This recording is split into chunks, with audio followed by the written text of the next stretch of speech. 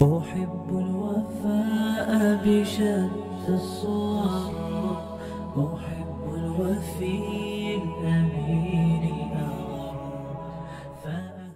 بسم اللہ الرحمن الرحیم۔ نہایت درد دل کے ساتھ ایک بات آپ کے ساتھ شیئر کر رہا ہوں۔ 9 مئی کو ہم نے کچھ نعرے سنے جو انتہائی نازیبا ہیں، پاک فوج کے خلاف نعرے۔ یہ جو دہشت گردی ہے، اس کے پیچھے وردی ہے، اور اس طرح کے بہت سے مختلف نعرے جس میں پاک فوج کو نشانہ بنایا گیا، پاک فوج کو ٹارگٹ کیا گیا، اور پاک فوج کے خلاف اور ان کے تقدس کے خلاف باتیں کہی گئیں۔ یار، ہم اور آپ اگر اپنے گھر کے اندر آرام سے، مزے سے، سکون کی میٹھی نیند سو رہے ہیں، تو اس کے پیچھے ہمارے فوجی جوانوں کی وہ خدمات ہیں جو بیچارے دسمبر اور جنوری کی ٹھنڈک میں برف کے اندر، کئی فٹ برف کے اندر کھڑے ہو کر ڈیوٹی دے رہے ہیں، اور میری اور آپ کی اللہ کے بعد حفاظت کر رہے ہیں۔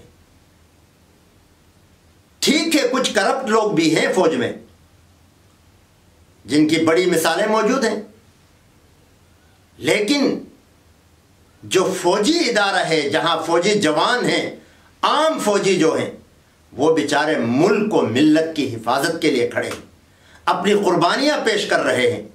جب بھی پاکستان کے اوپر کوئی مصیبت آتی ہے، سیلاب آتا ہے، یا اسی طرح کوئی اور حادثہ ہوتا ہے، زلزلہ آتا ہے، کچھ بھی ہوتا ہے، تو افواج پاکستان صف اول میں کھڑی ہے، عوام کی خدمت کر رہی ہے، عوام کے لیے اپنی خدمات پیش کر رہی ہے، اور اپنا سب کچھ لے کر عوام کے لیے وہ موجود ہے۔ اور دوسری طرف خدا نخواستہ جب اس ملک پاکستان، مملکت خدا داد پاکستان کے خلاف کوئی دشمن اگر آنکھ اٹھا کر دیکھتا ہے، تو یہ جوان اس کی آنکھ کو پھوڑتے ہیں، ہاتھ اٹھاتا ہے اس کا ہاتھ کو توڑتے ہیں۔ تو اس فوج کے خلاف ہم نے تو آج تک یہی سنا تھا، جب فوجی جوان سرحدات کی طرف جاتے ہیں تو جہاں جہاں سے یہ گزرتے ہیں، لوگ فرط محبت میں ان کے اوپر پھول برساتے ہیں، خواتین کھانے پکا پکا کر ان کے راستوں میں رکھتی ہیں۔ لیکن آج وہ وقت بھی آیا کہ اپنے ملک کے لوگ فوج کے خلاف دست درازی کریں۔ ایک جگہ میں نے دیکھا کہ فوجی جوان گاڑیوں میں جا رہے ہیں، ان پر پتھر برسایا جا رہا ہے، تھپڑ مارا جا رہا ہے، اور وہ بیچارے شریف لوگ اس لیے ہاتھ نہیں اٹھا رہے کہ اپنے قوم اور اپنے بچوں اور اپنے ملکیوں کے اوپر ہم ہاتھ نہیں اٹھاتے۔ لیکن کیا ان کے ساتھ یہ رویہ رکھنا، یہ کوئی محب وطن پاکستانی کا کام ہو سکتا ہے؟ فوجی نشان حیدر حاصل کرنے والوں کے پتلوں کو اٹھا اٹھا کر پھینکنا، میں اس پر بحث نہیں کر رہا کہ پتلے بنانا جائز ہے یا نہیں، لیکن پھر بھی ایک احترام تو ہے نا، جنہوں نے اپنی جان قربان کر دی، ان کے ساتھ اس طرح کا رویہ رکھنا، یہ انتہائی عداوت، انتہائی دشمنی، انتہائی نفرت کی علامت ہے۔ تو افواج کے ساتھ، اپنے محافظین کے ساتھ اس طرح کی نفرت اور عداوت کون رکھ سکتا ہے؟ یہ ایک سوالیہ نشان ہے۔ آپ خود اس کا جواب دیں۔ بیچارے جب بھی ملک پر کڑا وقت آتا ہے، سرحدوں پر کھڑے ہو کر وہ اپنی گولیوں دشمن کی گولیوں کے لیے اپنے سینے آگے کرتے ہیں، اور اپنے ماں باپ، اپنے بچوں کی، اپنی بیویوں کی قربانی ان کی پرواہ کیے بغیر اپنی جان کو قربان کرتے ہیں۔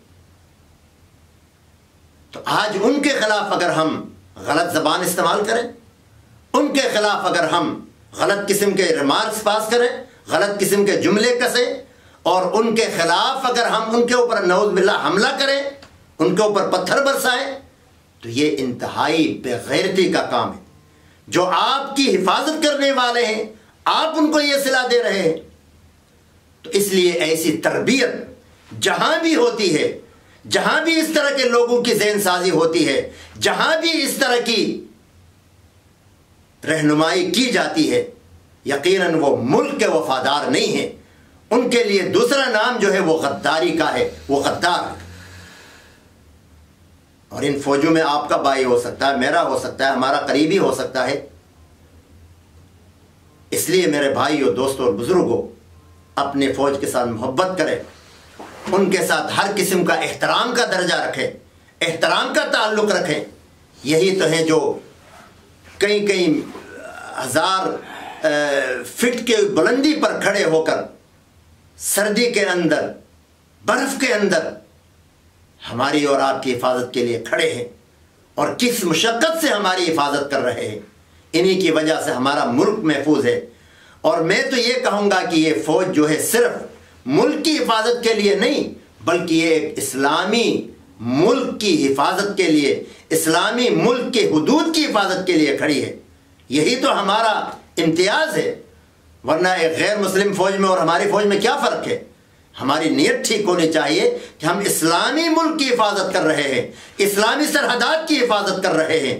اب جو ان کے خلاف اس طرح کی باتیں کر رہے ہیں، اس طرح کا میدان بنا رہے ہیں، اس طرح کی ذہن سازی کر رہے ہیں، یقیناً وہ محب وطن نہیں ہے، محب اسلام نہیں ہے، بلکہ وہ کچھ اور ہیں۔ اللہ تبارک و تعالی ہمیں دوست اور دشمن کو پہچان کر جینے کی اور زندگی گزارنے کی توفیق عطا فرمائے۔ أحب الوفاء بشتى الصور